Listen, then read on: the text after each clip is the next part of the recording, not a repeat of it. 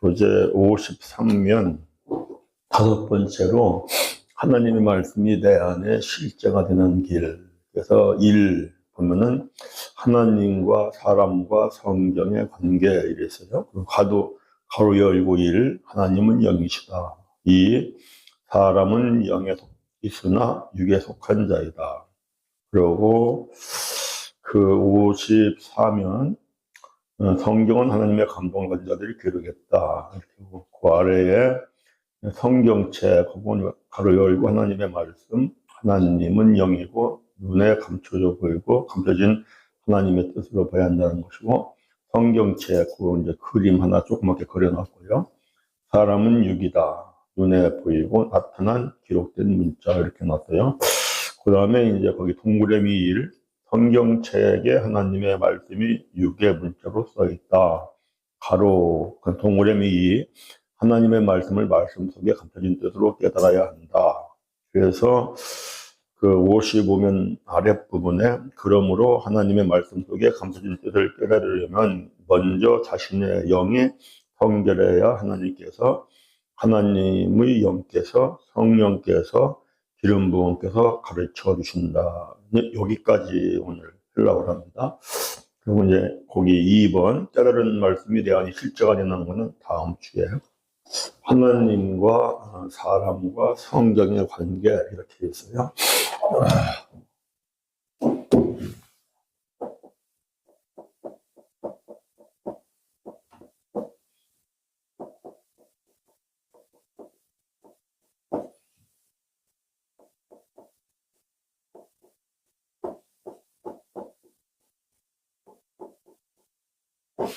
이렇게 하고,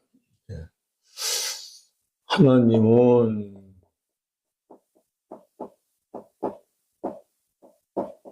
영이고 하나님께서 우리에게 성경책을 주셨다.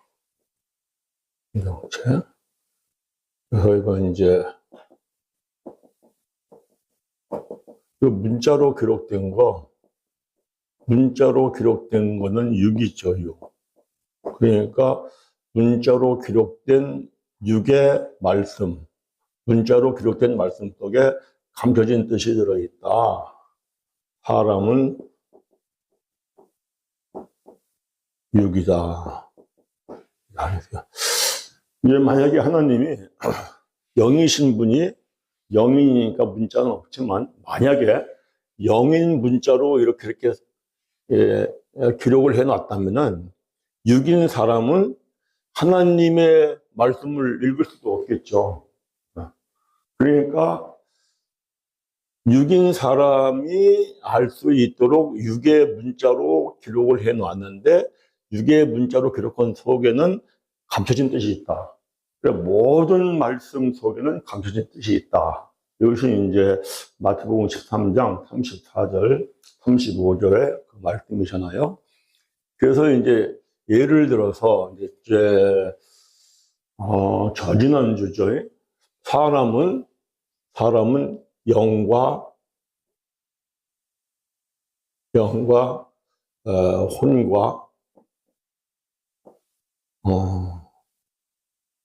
육으로 되어 있다. 그래서 영과 혼과 육으로 되어 있다. 그랬어요. 영이라고 하는 거는 하나님을 인식하는 거예요. 하나님을 인식하고 하나님이 함께 하셔. 그래서 영은 이제 여기에 우리의 양심, 이 직관, 이 교통, 이것이 이제 영. 혼이라고 하는 거는 우리가 자아라 했어요. 자아. 혼은 자아. 이것은 지성, 감성, 의지. 육이라고 하는 거는 이거 이제 오감이고, 이거는 우리가 행하는 거죠. 이제 중요한 거는 영이 살아 있어서 이 영이 살아있는 신앙생활을 해야 되는데 대부분은 많은 그 사람들이 혼으로 신앙생활을 해요. 혼으로. 혼. 그러니까 지식, 감정, 의지. 하나님에 대하여서 내가 지식적으로 많이 알아요. 지식적으로 많이 알아서 지식으로, 그리고 감성, 감정, 그리고 내가 의지로 신앙생활을 이렇게 하면은 하나님과는 전혀 상관이 없어요. 하나님과 전혀 상관이 없고, 내 지식, 내가 하나님을 아는 것하고 하나님에 대하여 아는 거하고는 전혀 다릅니다. 그건 제가 이제 다음 주나 할 거예요. 그래서 하나님을 만나고 하나님에 대한 체험이 있어서 하나님을 알아야 되는데, 하나님을 아는 거에 관심이 있는 것보다는 하나님에 대하여 알아요. 지식으로. 그걸 신학을 자꾸 지식으로, 학문으로 접근을 하는 거죠. 믿음은 학문이 아니거든요, 사실은요. 학문은 필요하지만. 그래서 많은 혼으로 신앙생활을 하면은 그 사람이 절대 변하지 않습니다. 절대 변하지 않게 돼 있어요. 이게 지식이 쌓이기 때문에, 지식이 쌓이면은 아주 교만해져요. 그래서 판단을 잘하고 비판을 잘하고 이렇게 되어지죠. 영에는 이제 하나님, 성령 하나님, 삼위일체 하나님이 함께 하시는데, 사실은 이 영은 십자가의 사랑 자체예요. 그래서 영이 살아있다 하는 거는 사랑으로 우리가 신앙생활을 하는 거, 영이 살아있다 이렇게죠.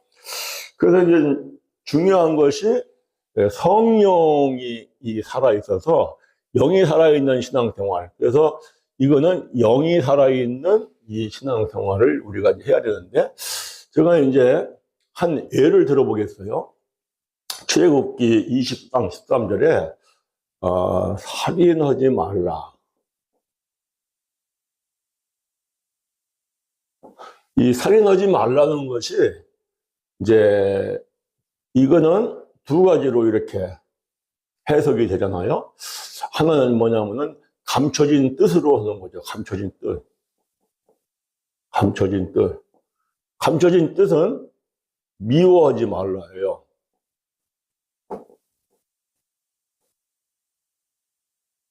미워하지 말라. 이것이 이제 요한일서 3장 15절이죠. 그래서 감춰진 뜻으로 하나님의 말씀을 감춰진 뜻으로 깨달으면은 영으로 가요. 말씀이. 그런데 하나님의 말씀을 사람의 계명으로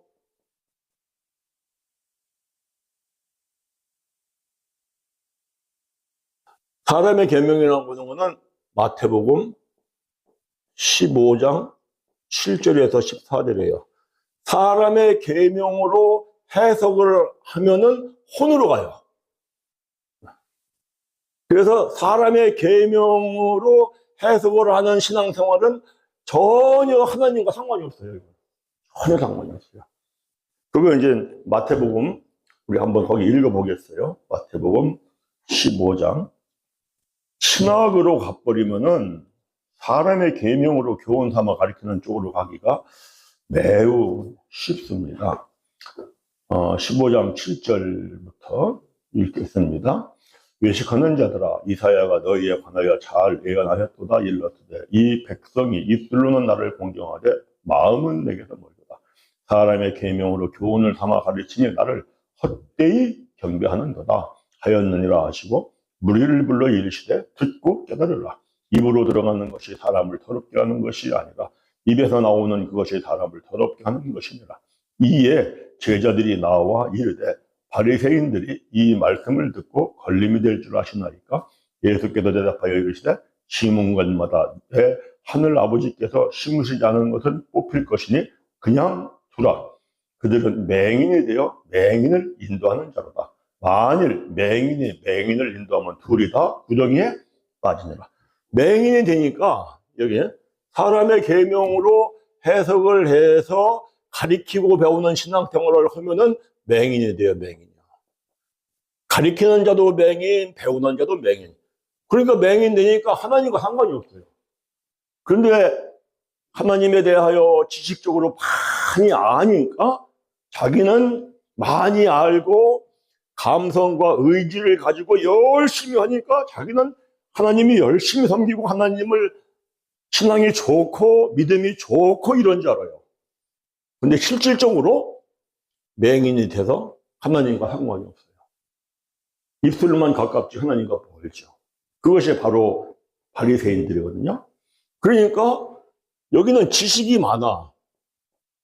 지식이 많으면은 이게 교만해진다 그랬어요. 교만해진다.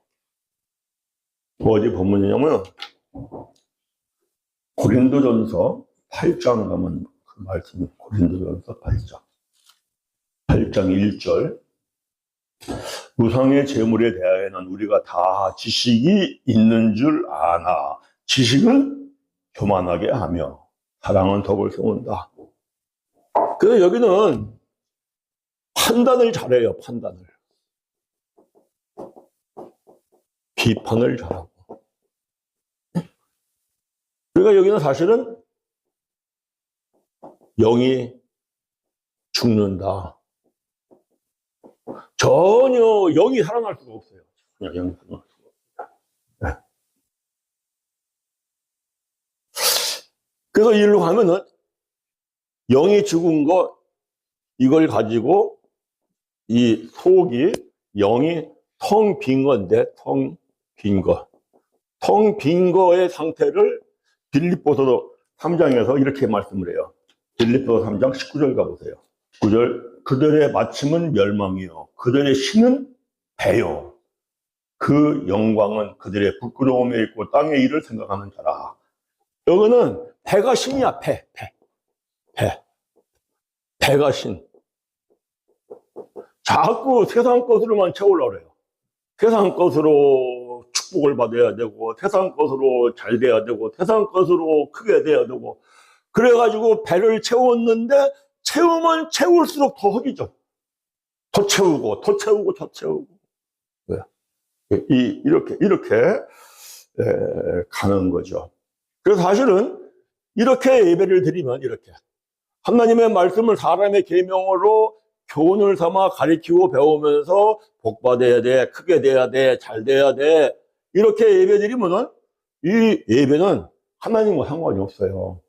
그래서 바리새인들이 구약의 이스라엘 백성들이 이렇게 예배를 드려서 예수님이 오셔서 그러잖아요. 하나님께서는 하나님 앞에 성령과 진리 안에서 예배 드리는 자들을 찾는다. 그러니까 예배는 드리지만 하나님과 사실은 상관이 없어요. 오늘날 우리 한국 교회가 어디에 많이 치우쳐 있느냐, 빠져 있느냐, 혼으로 신앙생활을 혼으로.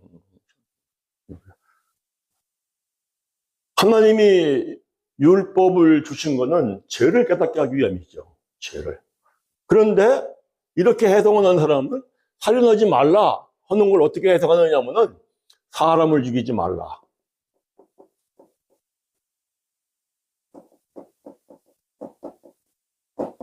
말씀을 윤리와 도덕이 돼버려요. 윤리와 도덕이요. 그럼 성경책이 윤리와 도덕책이 돼버리는 거예요. 사실은요.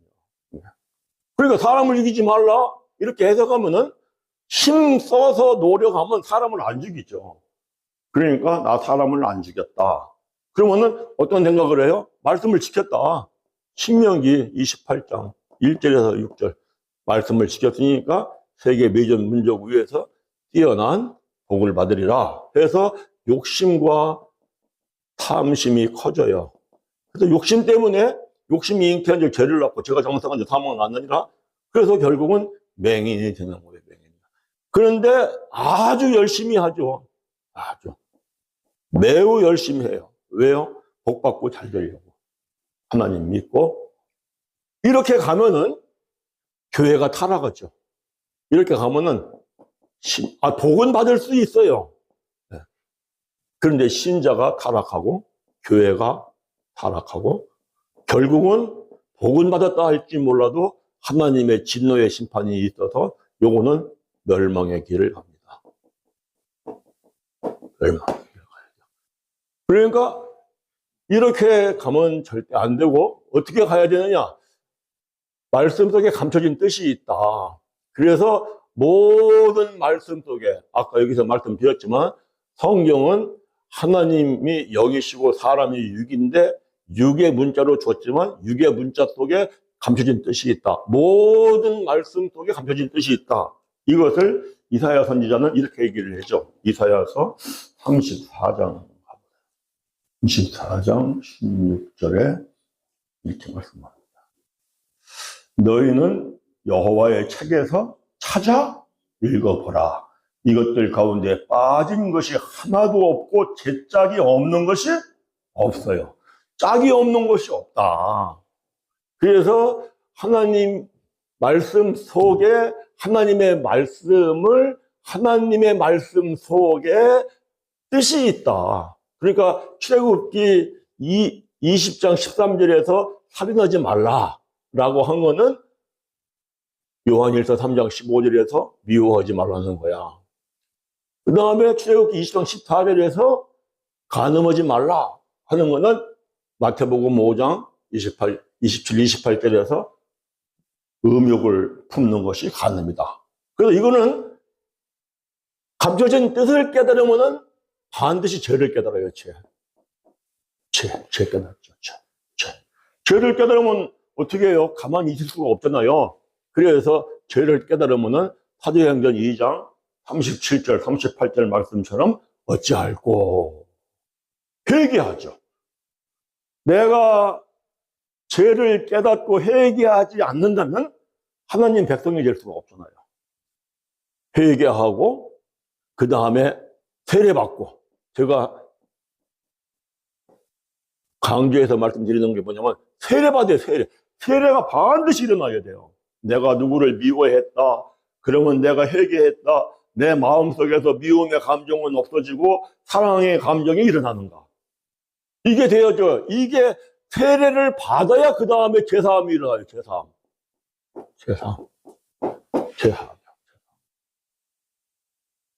그래서 이 세례 받고 제사함 받고 그 다음에 성령을 선물로 받아요. 성령을 선물로 받아요. 성령을 선물로 받으니까 이 말씀, 살인하지 말라 하는 말씀을 통하여서 말씀을 깨달은 이 말씀이 어디로 가느냐? 영으로 가죠. 영으로. 성령을 선물로 받으면은 성령에 힘입어서 순종을 해야 돼요. 순종. 반드시 순종을 해야 합니다. 순종. 행함이 없는 믿음은 죽은 믿음이다. 순종을 하면은 사도행전 5장 32절에 순종하는 자에게 하나님이 성령을 주신다. 그래서 이때에 하나님의 내 영 안에 성령이 함께하는 거, 이걸 가지고 이게 놀라운 거잖아요. 고린도전서 6장 17절 가보세요. 주와 합하는 자는 한 영이라. 하나님의 영, 하나님이 내 안에 함께 하시거든요. 그러면은 여기에서는 성령의 내 안에서 나도 모르는 사이에 성령의 역사가 나타나잖아요. 하나는 소멸하는 불, 하나는 살리는 영, 이게 나타나죠. 그래서 나를 썩게 하고 욕되게 하고 병들게 하고 약하게 하고 나의 거짓말하고 나의 미워하고 모든 죄성을 성령의 불로 소멸시켜버리는 거죠. 그리고 나에게 성령의 살리는 영이 썩지 아니할 것으로 살리고 강한 것으로 살리고 신령한 것으로 살리고, 나를 이 성령 안에는 의와 평강과 희락, 기쁨과 즐거움이 있으니까 그저 이게 살리니까 내가 어떠한 상황이 돼도 나는 평안이 있고 기쁨이 있고 즐거움이 있고, 그리고 성령은 그리스도의 영이니까 하나님의 능력의 영, 하나님의 지혜의 영이잖아요. 어떤 사건이 일어나면 성령이 아니에요. 성령이 내가 하나님의 지혜로 분별을 해. 아, 이건 이런 뜻이구나. 하나님의 지혜로 분별을 되면은 내 안에 하나님의 능력이 있어서 하나님의 능력으로 행할 수가 있어. 그래서 우리가 뭘 기도하는 거냐면은 성령이 내 안에 계신 줄 믿습니다.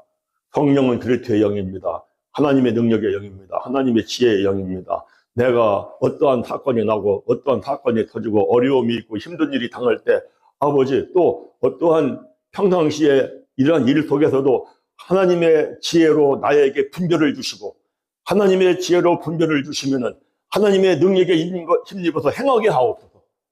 이 기도할 수밖에 없어. 이렇게. 그래서 영이 살아있으니까 이는 십자가의 사랑의 삶을 살 수밖에 없다. 그래서 뭐가 중요하냐? 어떻게 해서든지 모든 말씀 속에 짝이 있다고 했거든요. 짝이 있다고 해서 그 짝을 내가 찾으려고 노력을 해요. 신학책 많이 봐야 돼요. 그런데 그보다 더 많이 우리가 힘써서 노력해야 할 게 뭐냐면은 말씀을 읽고 말씀 속에 있는 짝이 무엇인지를 찾아야 되거든요. 그리고 신학을 공부해가지고 내가 이거 깨달았으면 이것이 성경에서 어떻게 말씀하고 있는지를 사실은 성경으로 점검을 해야 되는데 그냥 학문으로 끝나버리고 말아요. 학문으로 끝나고 버리고 말하면 아참은 사람의 계명으로. 그러면은 영이 살아있는 게 아니라 하나님과 상관이 없이 혼으로 신앙생활을 해요. 혼으로. 그래서 성경 해석한 걸 보면은 이제 초대교회의 제자들은 영이 살아있는 이런 신앙생활을 하는 걸 우리가 볼 수 있는데 이제 그 1세기의 영지주의 때문에 그 철학적으로 접근을 해가지고 학문이 들어와가지고 하는 거 있는데 그거는 제가 다음번 할 때 우리가 보면은 이래서 스콜라 철학이 꽃을 피고 이로 말미암아 학문적 접근을 해서 이렇게 해석이 흘러왔구나 하는 걸 우리가 그 역사적인 교회사적인 역사적으로 그걸 깨달을 수가 있고 볼 수가 있습니다. 자, 그래서 중요한 거는 뭐가 중요하냐? 영이 살아있는 신앙생활을 해야 한다. 영이 살아있는 신앙생활. 영이 살아있는 신앙생활을 하면은 뭐가 앞서느냐? 사랑이 앞섭니다. 사랑. 그래서 예수님께서 원수를 사랑하라 했고 마지막 예수님이 하신 말씀이 뭐예요? 마지막 하신 말씀이 서로 사랑해요. 이게 우리 한번 베드로 전서 4장을 가볼까요? 베드로 전서 4장 7절, 8절, 9절, 10절입니다. 함께 읽습니다. 만물의 마지막이 가까웠으니 그러므로 너희는 정신을 차리고 근신하여 기도하라. 그죠? 만물의 마지막이에요. 지금 마지막 때 말세지말에 살고 있습니다. 우리가 크게 되고 잘 되는 거 중요하지만 더 중요한 건 뭐냐면은 그리스도의 신부의 예복을 입어야 되거든요. 그러려면 정신을 차리고 근신하여 기도해야 되는데 무엇을 기도하느냐? 8절. 무엇보다도 뜨겁게 서로 사랑할 지니 사랑은 허다한 죄를 덮느니라. 이게 전에는 허다한 허물을 덮는다고 했어요. 그러니까 우리가 무슨 문제가 생기고 어려움이 생기면은 그걸 가지고 비판하고 판단하기 전에 허물을 덮어야 돼요. 허물을. 자꾸 죄성을 덮어야 돼요. 그래야 예수님이 말씀하신 너희 서로 사랑하라, 원수를 사랑하라. 이게 되면은 교회는 문제가 안 생겨요. 일로 가면은 이쪽으로 사람의 계명으로 가리키고 배우는 쪽으로 가면은 교회가 부흥할 만해요. 그럼 교인들끼리 싸매요. 왜 싸매? 신앙생활 오래 한 사람들이 성경에 대한 지식이 많아요. 그래서 초보자나 부족한 사람을 보면은 허물을 덮어주면서 그 사람을 위해 기도하면서 정말로 말로 가리키는 게 아니라 행동으로 가리키려고 하는데 말로 이걸 가리키려고 하니까 이 상대방에서는 의견이 안 맞죠. 그래서 교회가 뭐가 좀 될 만하면은 오래 신앙생활하고 교회 열심히 봉사하고 헌신하고 이러한 그 분들, 그런 분들과 좀 부족한 분들, 이런 분들끼리 어떻게 불화가 생겨가지고 교회가 좀 될 것 같아, 부흥될 것 같아.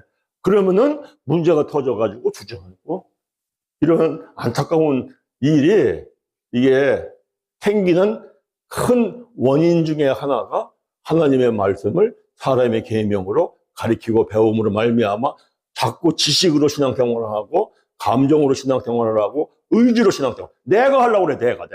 내가 듣는 게 아니거든요. 내가 듣는 게. 그런데 영이 살아있으면 하나님이 나하고 함께 하는 거예요. 그래서 하나님이 하시는 거야. 자꾸 하나님 앞에 의지하는 거야. 말씀을 뜻으로 깨닫는 거, 이거는요, 내가 깨닫는 게 아니에요, 이거는요. 여기서 이렇게 설명하면서 살인하지 말라라고 하는 거는 미워하지 말라는 겁니다. 이렇게 말씀을 전할 때에 이 말씀을 이해하고 받아들이는 것이 내가 이해하고 내가 받아들이는 게 아니에요, 사실은요. 하나님의 영이 내 안에 계셔서 성령께서 나를 감화시켜주고 감동시켜주고 이해시켜주시고 받아들이게 하고 이거를 이렇게 표현하거든요. 요한복음 6장을 가보세요. 45절 함께 읽습니다. 선지자의 글에 그들이 다 하나님의 가르치심을 받으리라 기록되었은즉 아버지께 듣고 배운 사람마다 내게로 오느니라. 어떻게 하나님 아버지께서 가르쳐 주시냐고요. 사실은 선지자가 가르쳐 줄 때에 그 말씀을 들을 때에 아버지 하나님께서 가르쳐 주심으로 말미암아 아버지께 듣고 배운 게 되는 거죠. 그 다음에 요한복음 14장 26절에도 같은 말씀이지만 표현이 좀 다르잖아요. 14장 26절 읽습니다. 보혜사 곧 아버지께서 내 이름으로 보내실 성령, 그가 너희에게 모든 걸 가르치고 그가 너희에게 말한 모든 걸 생각나게 하리라. 성령이 어떻게 가르쳐요? 사실은 말씀을 가르치는 선지자, 말씀을 가르치는 목사가 감춰진 뜻을 가르쳐 줄 때에 이 말씀이 내가 이해가 되고 나에게 가르침이 되고 내가 받아들이는 거는 내 안에 성령이 계시기 때문에 하는 거예요. 성령이 안 계시면은 아무리 가르쳐 주어도 받아들이질 못해요. 예수님이 가르쳐 주어도 성령이 안 계시면은 받아들이질 못해요. 그게 어디 나오냐니까 요한복음 16장 12절 보세요.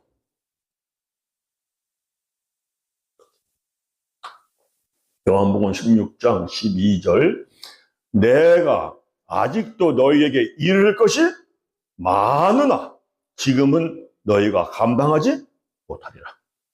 내가 너희에게 가르쳐줄 게 상당히 많아. 그런데 아직 너희 안에 성령이 안 계셔. 그렇기 때문에 내가 너희에게 가르쳐준다고 할지라도 너희가 감당을 못해. 너희가 이해를 못해. 깨닫지를 못해. 알지를 못해. 그래서 내가 더 이상 너희에게 가르쳐주지 않고 나는 이제 십자가를 지고 죽고 그리고 부활하고 그 다음에 너에게 성령을 보내줄 거야.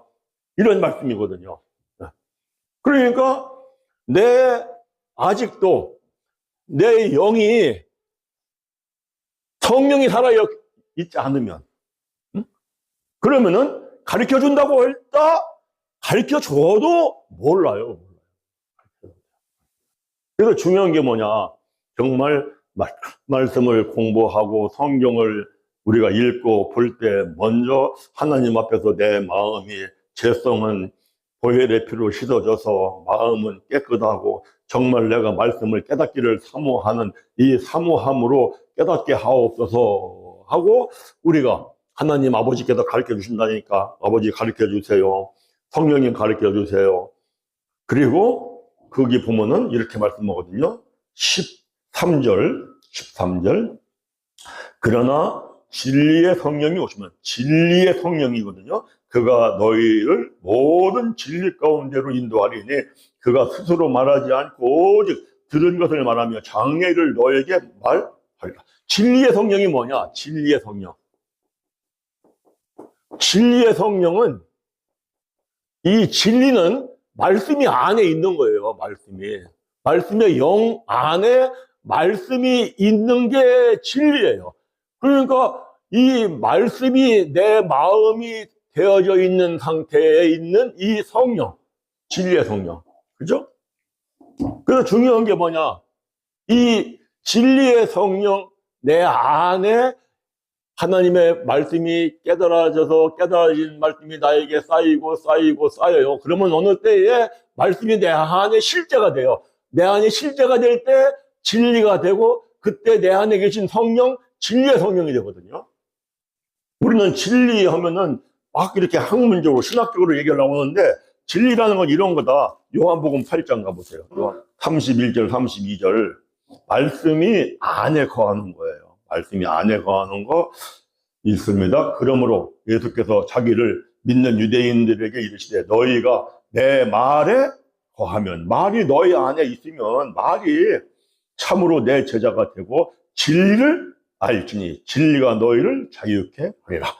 그런데 말씀이 진리가 되려면은, 성령이 내 안에 실제가 되려면 순종을 해야 돼요.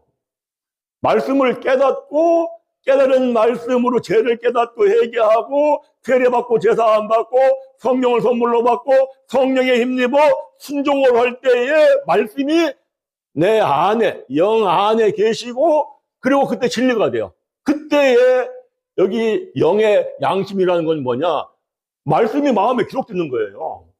어디에 우리의 이 영 안에 이 세 가지 기능이 있는데, 양심, 직관, 교통. 교통은 하나님과 교제하고 이렇게 하는 거죠. 그래서 말씀이 마음에 기록된 것, 그것이 사실은 진리가 되는 거죠.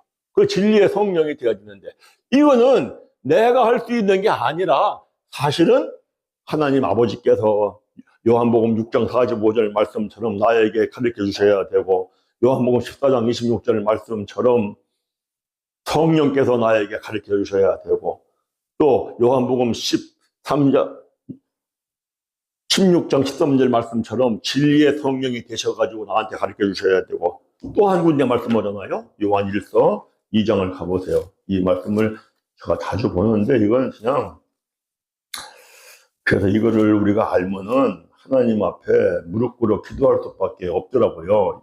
27절 요한 1서 2장 10절에 있습니다. 너희는 주께 받은 바 기름 부음이 그리스도잖아요. 기름 부음이 너희 안에 거하나니, 우리 안에 이제 거하는 거야. 그리스도께서 아무도 너희를 가르칠 필요가 없고, 오직 그의 기름 부음이 모든 걸 너희에게 가르치며, 또 참되고 거짓이 없더니 너희를 가르치신 그대로 주 안에 거하라. 뭐가 중요해요? 주 안에 정말 내가 주님의 영 안에, 주님의 영이 내 안에.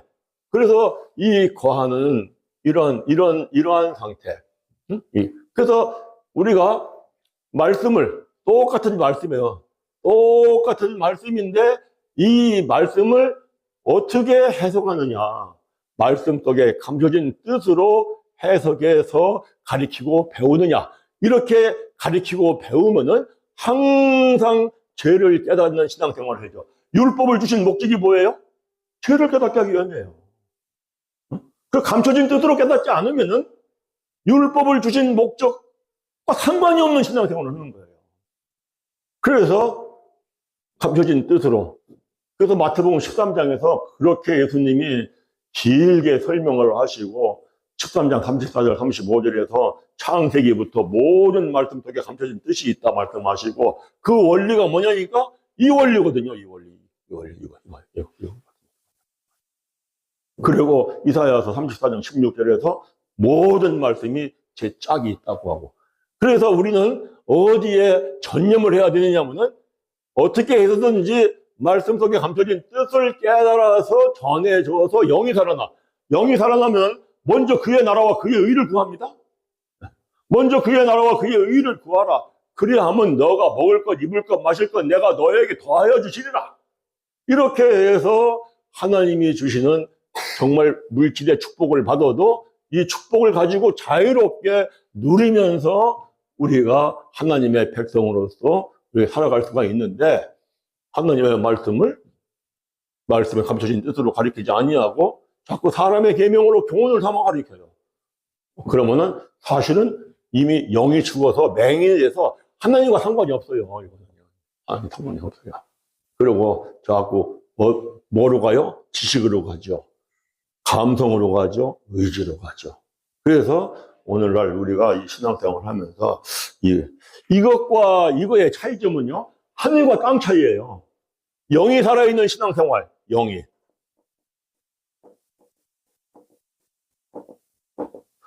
영이 살아있지 않고 영이 죽은 신앙생활. 어디 가보냐면은 민수기 가보세요.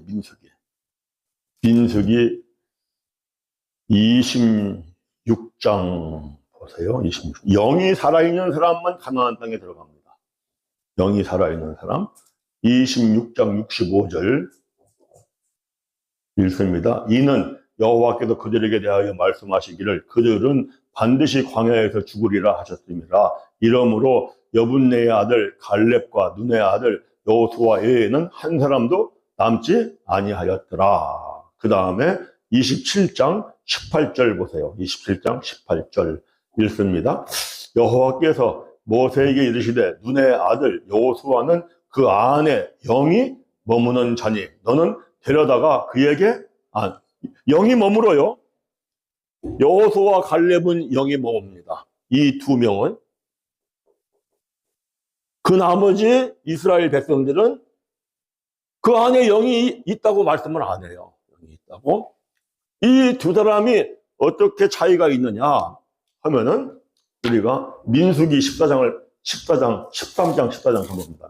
우리가 다 아는 말씀이잖아요. 가데스 바네아에서 정탐꾼을 12명을 보냅니다. 12명을 보내는데 이 2명하고 10명하고는 전혀 다릅니다. 영이 살아있는 사람은 뭐라 그래요? 그들은 우리의 밥이야, 우리의 밥. 가나안 땅 가가지고 정탐을 해보니 그들은 정말 장대하고 우리들은 그들의 보니까 현실적으로 보면은 우리는 메뚜기야, 메뚜기. 우리는 메뚜기. 우리는 가면 다 잡혀 죽어. 이거는 현실적인 것만 계산하고 있어요. 계산. 지식으로 하니까 지식으로. 믿음이 없어요. 믿음이. 그래가지고 그냥 통탄하고 울어요. 이 2명을 제외한 나머지 이 사람들은 광야에서 다 멸망당했어요. 이 두 사람. 영이 살아있는 사람. 영이 살아있는 신앙생활을 해야 돼요.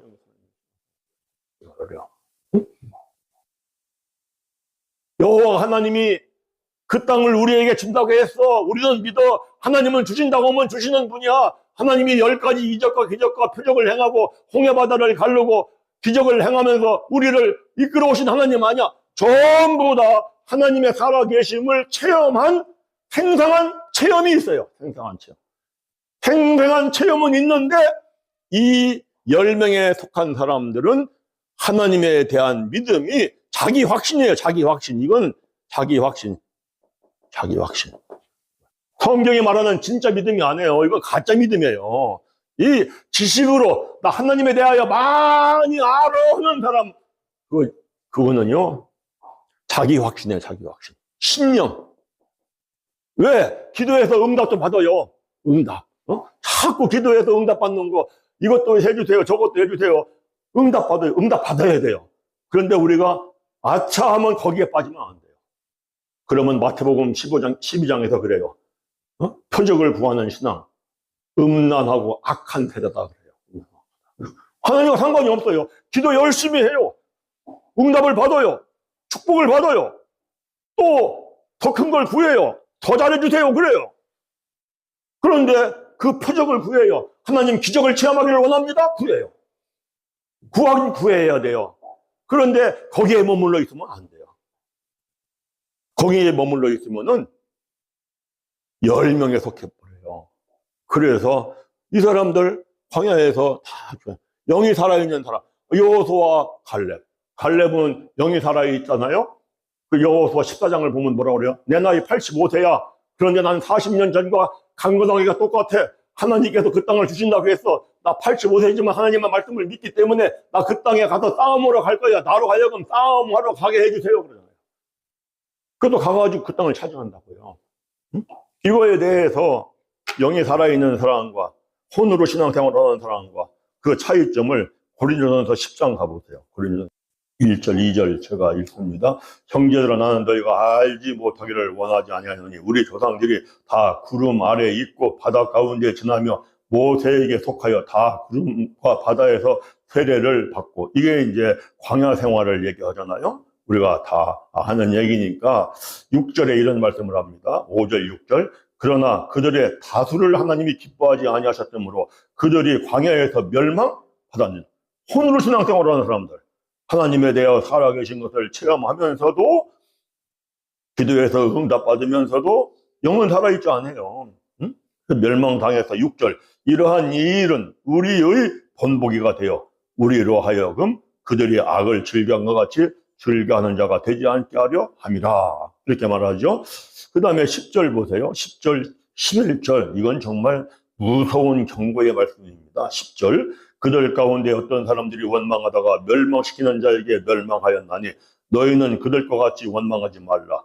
그들에게 일어난 이런 일은 본보기가 되고 또한 말세를 만난 우리를 깨우치기 위하여 기록되었느니라. 아멘. 응? 툭하면 원망해요. 툭하면 불평해요. 툭하면 불만해요. 영이 살아있지 않아서 그래요. 영이 살아있으면은 하나님의 지혜와 능력이 내 안에 있어서 어떠한 사건이 생겨 어떤 문제가 생겨도 이 사건 하나님이 이러한 뜻으로 한 거구나 깨닫죠. 그래서 오히려 이 사건 때문에 깨닫는 게 있어서 하나님이 나를 이렇게 인도하는구나. 그래서 기뻐할 수가 있고 즐거워할 수가 있고 이러한 신앙생활을 하죠. 그래서 우리가 요 첫 시간은 이렇게 하나님의 말씀을 이 감춰진 뜻으로 깨달을 때 사람의 계명으로 교훈을 담아서 해석할 때 이 말씀이 감춰진 뜻으로 깨달을 때에는 영으로 가서 영이 살아있는 신앙생활을 하고 그래서 여기는 사랑이에요. 사랑. 판단하고 비판하는 게 아니라 허물을 덮고 그리고 자꾸 서로 사랑하고 예수님이 마지막 말씀한 것처럼 이게 아니라 사람의 계명으로 교훈을 담아가 어떻게 하면 잘 되고 어떻게 하면 복 받을까 이렇게 가버리면은 욕심 때문에 영이 죽어요. 하나님과 상관이 없어요. 그러면은 하나님에 대하여 많이 아니까 지식도 있고 감성도 있고 의지도 있어서 열심히 하긴 해요. 그런데 이건 하나님과 상관이 없어요. 그래서 이건 구덩이에 빠진다. 실질적으로 출애굽한 1세대 사람들을 보니까 영이 살아있는 이 두 사람만 이 적과 꿀이 흐르는 가나안 땅 들어가고 나머지는 전부 다 광야에서 멸망을 했죠. 그래서 우리의 신앙생활을 가르치고 배우는 것이 감춰진 뜻으로 가르치고 배우는 신앙생활을 해야 한다 하는 걸 우리가 이 시간 한번 보았습니다. 이 혼, 육의 요 구분이 성전의 이 지성소, 영은 하나님을 인식하고 하나님이 계신 거잖아요. 지성소 하나님이 계신 거잖아요. 여기에 법궤하고 여기 시은자하고 그리고 이제 성소 여기는 이제 혼의 구조하고 맞물려 가고 뜰은 영혼 이걸 몸이라고 해야 되겠네. 이제 우리가 보니까 3분설에서 여기서 이 종교개혁자 루터는 3분설을 얘기해요. 영과 혼과 몸을. 칼빈이 영혼을 하나로 봐요. 2분설을 얘기하더라고. 그래서 우리는 장로교는 그 칼빈의 영향을 받아가지고 그 영혼 이런 식으로. 그래서 우리나라 성경, 영어 성경도 영은 영이고 혼은 혼이에요. 영혼이라는 단어는 없어요. 영어에도. 헬라어에도 히브리어에도 영은 영이고 혼은 혼이에요. 영혼이라는 단어는 없어요. 근데 우리는 그 칼빈의 영향을 받아가지고 우리는 사실은 영혼, 칼빈이 영혼을 하나로 이렇게 그런 것 같아요. 그래서 같은 종교 개혁자였지만은 루터하고 칼빈은 다르다. 그리고 우리는 이 칼빈의 영향 아래에 있는데, 사실은 이 영과 혼을 성경에 영혼이라는 단어가 나올 때에는 이것이 영이냐 이것이 혼이냐 하는 걸 다 구분해야 돼요. 구분해 가지고 해석을 해야 돼요. 그러면은 해석이 달라져 버려요. 해석이요. 제가 이제 요거를 깨닫고 나서 그 원어 성경 영혼이라는 단어가 나오면은 꼭 찾아보거든요. 꼭 찾아보는데 이게 달라요. 그래서 이제 그 영혼, 몸, 이게 구속, 구원, 이걸 제가 말씀을 드렸는데, 영이라고 하는 거는 우리가 이제 하나님께 이건 가는 것이고, 혼은 이게 구속이 돼야 되고, 외복을 입어서 혼인잔치에 들어가는 거죠. 이제 몸은 흙으로, 이게 육의 몸이 영의 몸을 입어야 되고, 이렇게 되죠. 그래서 우리는 칼빈의 영향을 받아가지고 이렇게 영혼 이렇게 한다. 우리나라 성경하고 중국 성경하고 그렇다고 그래요. 성경하고. 자, 이제 이 번제단에서 이게 이제 불을 피우니까 불이 번쩍번쩍 하잖아요. 사실은요. 이게 오늘날로 말하면은 성령의 은사 같은 거죠. 근데 성령의 은사, 성령의 능력, 이거 우리는 대단한 걸로 생각하는데 사실은 이거는요, 초보 신앙이에요. 여기는 초보 신앙이야, 초보 신앙. 여기는 훈련 받는 거예요, 훈련이요. 훈련. 이 떡상, 하나님 말씀을 뭐라고 말씀을 해요? 그 신명기의 8장 가면 이렇게 말씀하잖아요. 3절. 너를 낮추시며 너를 줄이게 하시며 또 너도 알지 못하며 내 조상들도 알지 못하던 만나를 내게 먹이신 것은 사람이 떡으로만 사는 것이 아니요 여호와의 입에서 나오는 모든 말씀으로 사는 줄을 내가 알게 하려. 여호와의 입에서 나오는 말씀이 무슨 말씀이에요? 여호와의 입에서 나오는 말씀?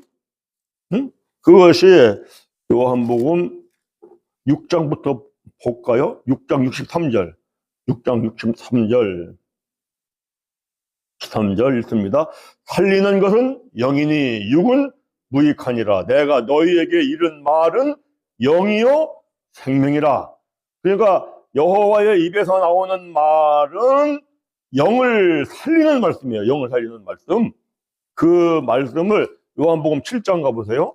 7장 37절, 38절, 39절 함께 읽습니다. 명절 끝날 곧 큰 날에 여호와께서 서서 외쳐 이르시되 누구든지 목마르거든 내게로 와서 나를 믿는 자는 성경 이런 것 같이 그 배에서 생수의 강이 흘러나오리라. 이걸 마시라는 거죠. 39절. 이는 그를 믿는 자들이 받을 성령을 가리켜 말씀하시는 것이라. 이걸 가지고 이제 히브리서 4장 12절에서 이렇게 말씀하잖아요. 히브리서 4장 12절. 히브리서 4장 12절.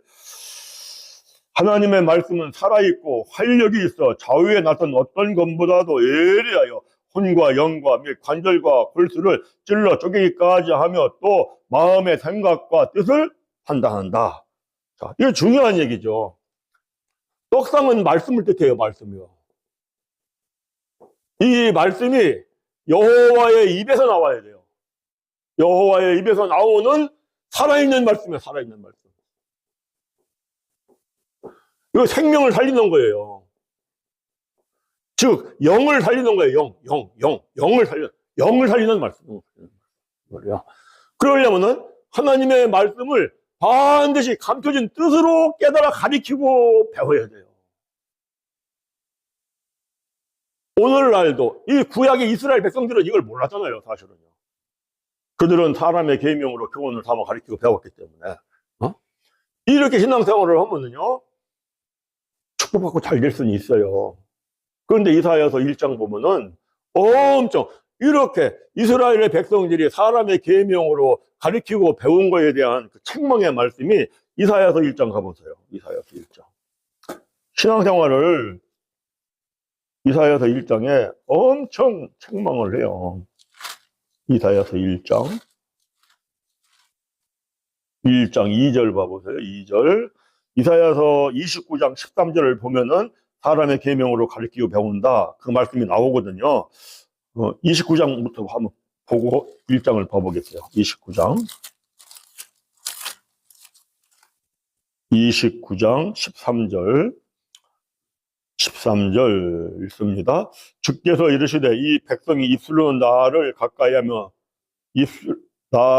입으로는 나를 가까이하며 입술로는 나를 공경하나 그들의 마음은 내게서 멀리 떠났나니 그들이 나를 경외함은 사람의 계명으로 가르침을 받았을 뿐이라. 14절. 그러므로 내가 이 백성 중에 기이한 일 곧 기이하고 가장 기이한 일을 행하라니 그들 중에 지혜자의 지혜가 엎어지고 명철자의 총명이 가려지라. 성경을 달달달달 외워서 자기들은 지혜가 있다고 하고 지식이 있다고 이러는데 사람의 계명으로 가르치고 배우면요 지혜가 없어요. 욕심 때문에 미련해져요. 응? 그래서 이사야서 1장 와보세요. 1장. 그렇게 신앙생활을 한 결과가 어떻게 나오느냐. 1장 2절 3절 4절 봅니다. 하늘이여 들으라 땅이여 귀를 기울이라 여호와께서 말씀하시기를 내가 자식을 양육하였거늘 그들이 나를 거역하였도다. 소는 그 임자를 알고 나귀는 그 주인의 구유를 알건만은 이스라엘은 알지 못하고 나의 백성은 깨닫지 못해요. 말씀 속에 감춰진 뜻을 깨달아야 되는데 그래야 4절. 슬프다 범죄한 나라요 허물진 백성이요 행악의 종자요 행위가 부패한 자식이로다. 그들이 여호와를 버리며 이스라엘의 거룩하신 일을 만홀히 여겨 멀리 물러갔도다. 자기들은 하나님을 잘 섬긴다고 하고 가까이 간다고 하고 열심히 마음을 다하고 뜻을 다하고 힘을 다하는데 하나님이 이렇게 책망을 해요. 5절. 너희가 어찌하여 매를 더 맞으려고 패역을 거듭하느냐. 온 머리는 병들었고 온 마음은 피곤하였으며 그러면 쭉 하나님의 책망의 말씀이 나오죠. 바닥에서 발바닥에서 머리까지 상한 곳이 없이 상한 것과 터진 것과 새로 맞은 흔적뿐이거늘 그것을 싸매며 기름으로 부드럽게 함을 받지 못한다. 이렇게 말씀해요. 그래서 9절에 만군의 여호와께서 우리를 위하여 생존자를 조금 남겨두지 아니하였더라면 우리가 소돔 같고 고모라 같았으리라. 10절 봐보세요. 너희 소돔에 가는들아 여호와의 말씀을 들을지어다. 너희 고모라의 백성아 우리 하나님의 법의 귀를 법에 귀를 기울여서 율법을 통하여 죄를 깨닫는 신앙생활을 해야 되는데 죄를 깨닫는 거에 관심이 없어요. 잘 되고 크게 되고 복되는 것만 관심이 있죠. 11절. 여호와께서 말씀하시되 너희의 무수한 재물이 내게 무엇이 유익하뇨. 나는 순양의 번제와 살찐 짐승을 기름에 배불렀고 나는 숫동아지나 어린 양이나 순념새의 피를 기뻐하지 아니하노라.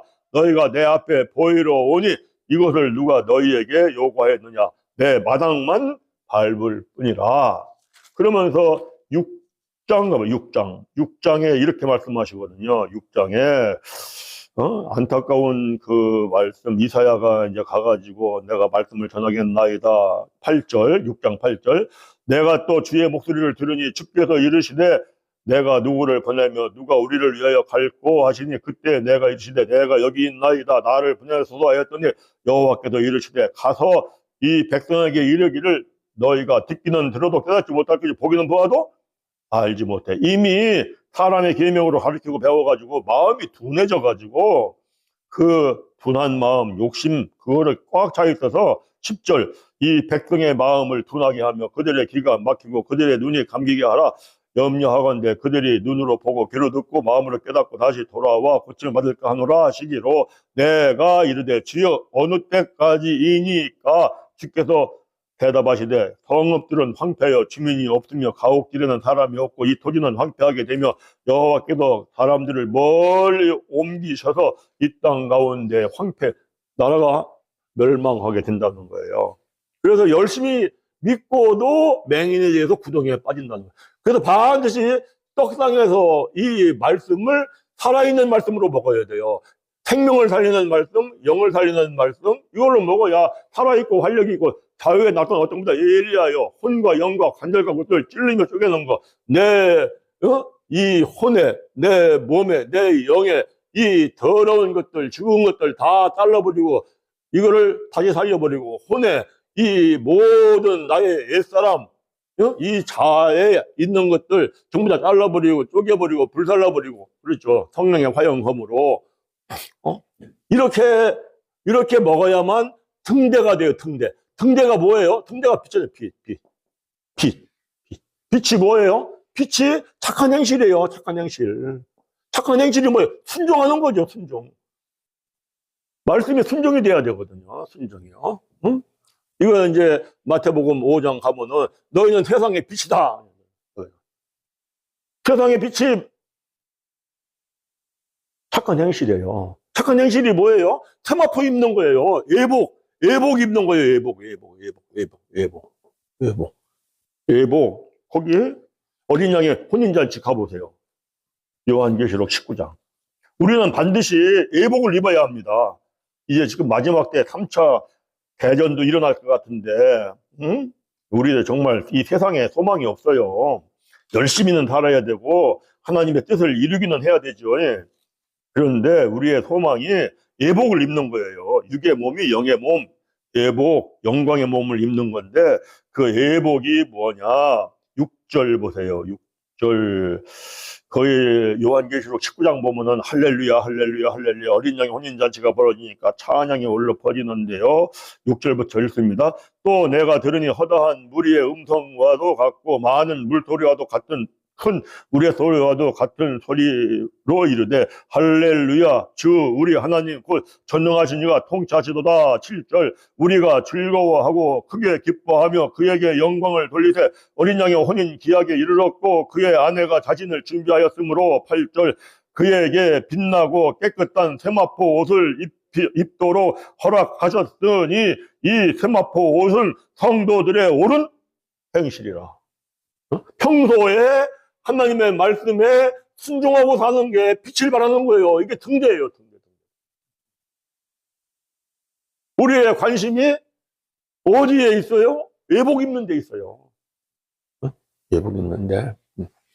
그런데 이렇게 해야 되는데 이게 어려워요. 이게 진짜 잘 안 돼요. 힘들어요. 뭐 해야 돼요? 기도해요. 향단, 기도. 기도가 쌓여야 돼요. 기도가 쌓이고. 무슨 기도예요? 하나님 앞에 아버지 말씀을 깨닫고 죄를 깨닫고 얘기하고 성령을 선물로 받고 성령에 힘입어 순종하며 사는 은혜를 입혀주옵소서.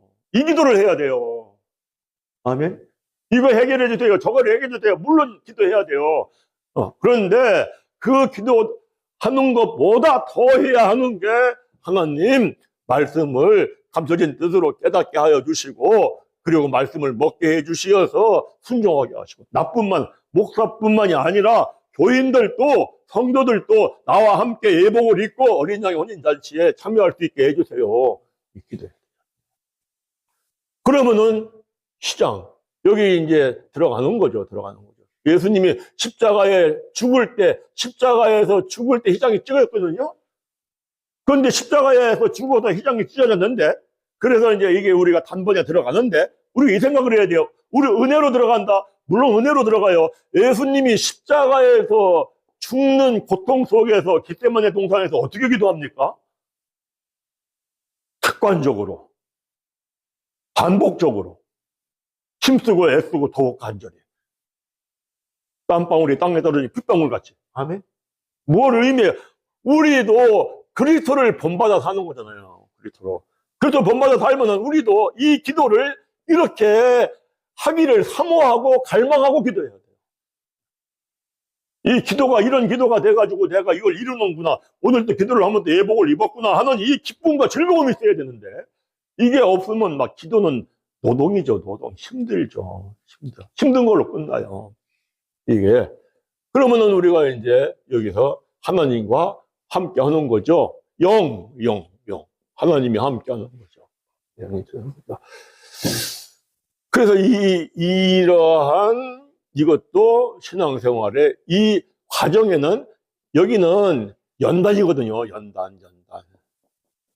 이 연단의 과정에는 아픔이 있습니다. 연단이 없으면 하나님의 아들이 될 수가 없어요.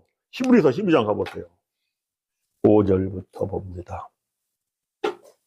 12장 5절부터 하나님의 아들은 반드시 연단이 있고요. 반드시 채찍에 맞는 아픔이 있어요. 그래서 그 외에 아픈 일이 생기느냐, 왜 힘든 일이 생기느냐, 하나님이 나를 하나님의 아들로 세워주시려고 그러는 거예요. 5절부터 읽습니다.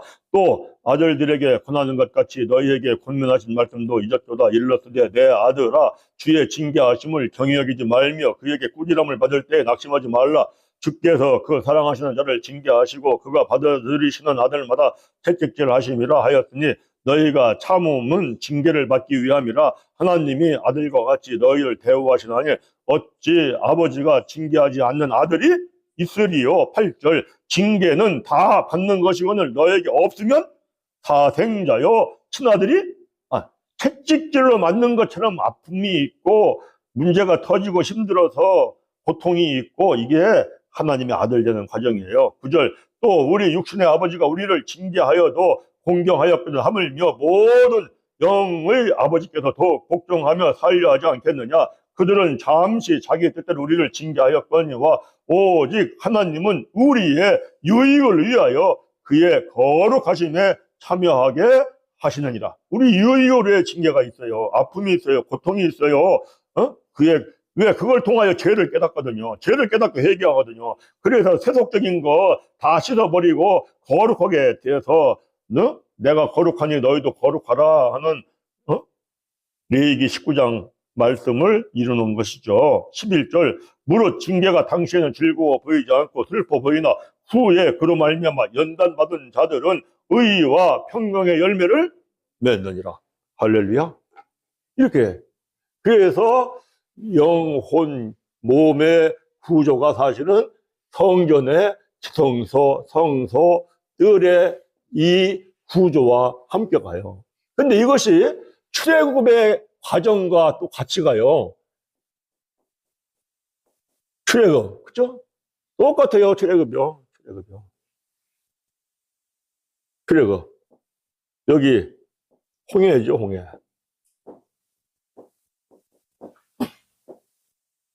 여기 요단강이죠. 여기 가나안 땅은 우리가 천국을 상징한다고 하잖아요. 하나님이 함께 하는 거예요. 응? 여기 애굽이에요, 애굽. 여기 신앙생활의 초보예요, 초보. 응? 초보. 여기에는 초보일 때는요, 10가지 표적,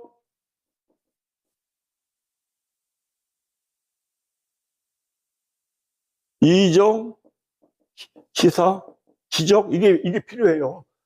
반드시 내가 기도해서 응답받고 하나님 살아계신 거 체험하고 이게 필요하죠. 이 말이요.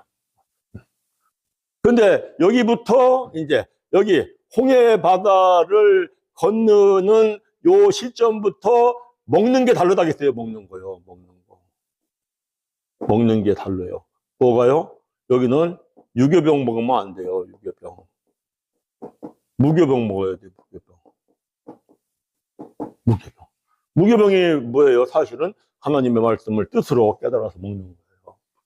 세상에 누룩이 없는 거, 또 이거 유교병은 이거이죠. 그러니까 우리가 이 홍해 바다 건너기 전에 애굽에서 노예 생활을 할 때 하나님이 400년 만에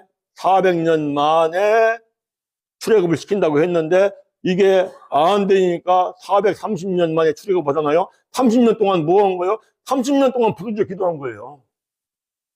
할렐루야. 그래서 하나님의 말씀대로 되는 걸 확실하게 체험. 이게 기본적으로 있어야 되는데 하나님의 말씀대로 되는 거구나. 막 부르짖어 기도하고 구하고 찾고 두드려서 응답받고 이게 확실해야 돼. 확실해. 그런데 이거는 이 믿음은 천국 들어가는 믿음은 아니에요. 이거는 자기 확신, 신념이죠. 그런데 이게 있어야만이 이 광야를 통과할 때, 여기가 광야거든요. 여기가 광야.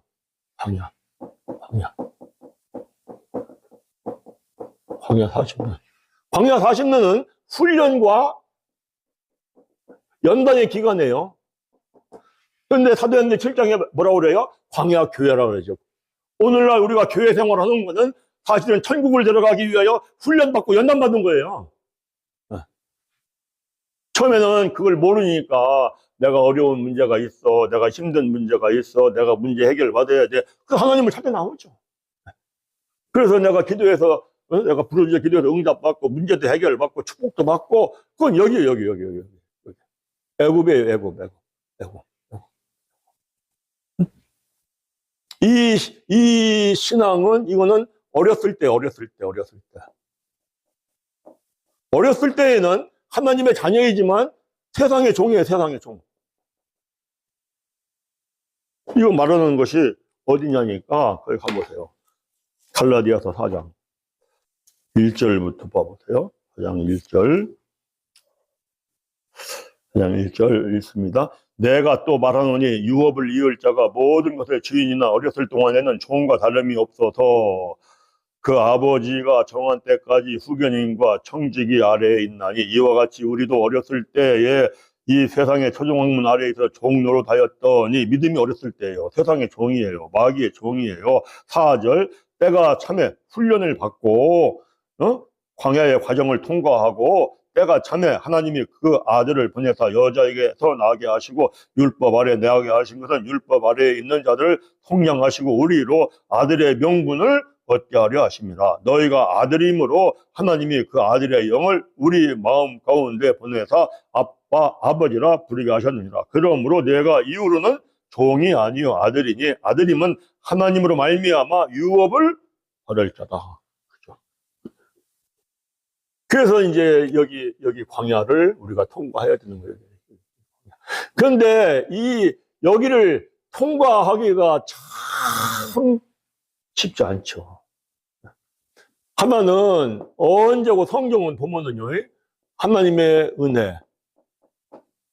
은혜를 우리는 하나님의 주권, 이것과 사람의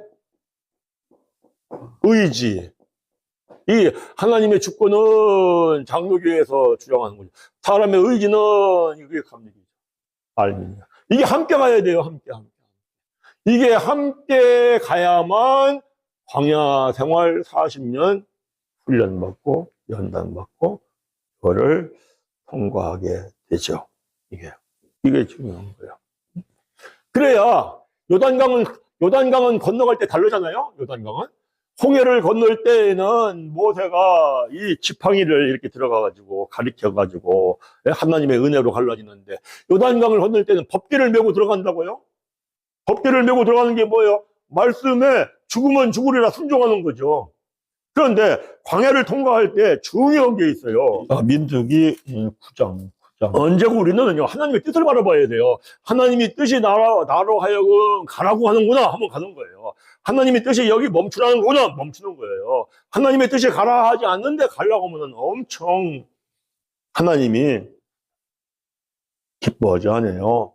거기 9장 15절부터 23절 읽습니다. 시작. 성막을 세운 날에 구름이 성막고 증거의 성막을 덮었고, 저녁이 되면 성막 위에 불 모양 같은 것이 나타나서 아침까지 이르되, 이제 저녁이 되면은, 밤이 되면 광야가 춥잖아요. 그러니까 이제 우리가 알다시피 불기둥으로 세워져 가지고 우리가 이제 쉬는 거죠. 16절. 항상 그러하여 낮에는 구름이 그것을 덮었고 밤이면 불 모양이었는데, 낮에는 구름 기둥이 떠가지고 광야니까 서늘하게 해서 인도하니까 구름 기둥이 떠야만 간단 말이에요. 17절. 구름이 성막에서 떠오르는 때에는 이스라엘 자손이 곧 행진하였고, 구름이 머무는 곳에 이스라엘 자손이 진을 쳤으니, 이스라엘 자손이 여호와의 명령을 따라 진행하였고 여호와의 명령을 따라 진을 쳤으며, 구름이 성막 위에 머무는 동안에는 그들이 진영에 계속 강조하는 게 뭐예요? 여호와의 명령을 따라 가는 거예요. 구름이 뜨면 가는 거야. 구름이 안 뜨면 못 가는 거예요. 19절. 구름이 성막 위에 머무는 날에 올해일 때에는 이스라엘 자손이 여호와의 명령을 지켜 행진하지 안 했어요. 구름이 그냥 떠 있어. 그러면은 아무리 빨리 가야 되겠는데, 이 광야, 아유, 지긋지긋해. 빨리 가서 가나안 땅 들어가야 되겠는데, 구름이 안 떠요. 그러면 머무는 거예요. 20절. 혹시 구름이 성막 위에 머무는 날이 적을 때에도 그들이 다만 여호와의 명령을 따라 진영에 머물고 여호와의 명령을 따라 행진하였으며, 21절. 혹시 구름이 저녁부터 아침까지 있다가 아침에 구름이 떠오를 때에는 그들이 행진하였고, 구름이 밤낮 있다가 떠오르면 곧 행진하였으며, 22절. 이틀이든지 한 달이든지 1년이든지 구름이 성막 위에 머물러 있을 동안에는 이스라엘 자손이 진영에 머물고 행진하지 아니하다가 떠오르면 행진하는 거예요. 아니, 광야에 있는데 한 달을 구름이 안 떠올라요. 그러면 안 가는 거예요. 1년을 구름이 안 떠오르는 거예요. 안 가는 거예요. 안 가는 거예요. 자꾸 우리는 내 계산으로 하려고 그래, 내 계산. 이거 절대 안 되는 거예요, 내 계산이. 그러면은 내 계산으로 하려고 하면 아픔이 있고, 고통이 있고, 어려움이 있고, 문제가 터져요. 언제고 생각해야 돼요. 하나님, 지금 내가 갈 때입니까? 머물러야 할 때입니까? 하나님, 내가 이걸 이렇게 어떻게 해야 할 때입니까? 그래서 하나님께서, 나에게 하는, 언제고 하나님을 바라보고, 하나님을 바라보고, 그죠? 정말 제가 요한 웨슬레 그분께 감동받는 게 뭐냐면은, 하나님 앞에 우리는 100% 순종을 해야 한다고 그랬더라고, 100%. 그죠? 야, 정말 그렇게 한번 살아보고 싶어요. 정말 그렇게. 우리는 장로교회는 그게 아니라 조금 이러는데, 요한 웨슬레는 뭐 보니까 100% 살 수는 없지만, 하나님 앞에 우리가 100% 살라고 사모하는 것처럼 사모하고 살아가야 한다. 제가 그걸 깨달으면서, 야, 정말 기도가 되더라고. 정말 하나님 은혜가 입혀져서 이렇게 갈 수 있게 해주세요. 중요하죠. 그래서 이 광야의 40년 훈련 잘 받아야 합니다. 이 광야의 훈련 40년, 이거 통과하기 쉽지 않아요. 이게 60만 3,550명 중에서 통과한 사람이 몇 명이에요? 2명이에요, 2명. 나머지는 다 여기서 멸망하고 가나안 땅 못 들어갔어요. 왜 하나님이 이걸 기록해 놓으셨을까? 왜? 정말 신앙생활을 통과하는 것이 그렇게 어렵다는 것을 우리에게 깨달음을 주고, 우리로 하여금 이 광야 생활, 아까도 우리 히브리서 12장에서 봤거든요. 하나님의 아들을 되는 데에는 채찍을 맞아야 되고 연단이 있다. 우리가 하다 보면 때로는 실수할 수 있어요. 어려움이 있을 수 있어요. 왜? 그거를 오히려 나를 하나님께서 훈련하고 연단해서 나로 하여금 하나님의 아들로 세워주시고, 나로 하여금 광야를 통과하고 가나안 땅에 들어가는 이러한 은혜를 입혀주시려고 그러는 줄을 믿습니다. 그래서 이제 제가 이제 오늘은 이제 말씀을 보면서 이렇게 정말 하나님의 말씀, 하나님과 사랑과 성경의 관계 속에서 이 말씀을 반드시 감춰진 뜻으로 깨달아야 한다. 사람의 계명은 절대 안 되는 겁니다. 대부분의 교회가 여기에요. 여기. 대부분의 교회가. 네, 교회가요. 제가 목사가 되고 성경 연구하면서 이걸 깨달으면서 얼마나 충격받는지 몰라요. 이거요. 영이 살아있어야 돼요. 자꾸 사랑으로 허물을 덮어야 돼요. 자꾸 지식이 가버려. 판단, 비판이 돼버려요. 안 되는 거예요. 그래서 서로가 사랑하고 서로가 한 몸이 되고 서로가 하나가 돼서 정말 교회가 아름답게 세워지고, 교인들도 내가 대부분 교회 보면은 부흥할만 하면 문제가 터져가지고 흩어져. 왜냐니까 사람의 계명으로 가르쳐가지고.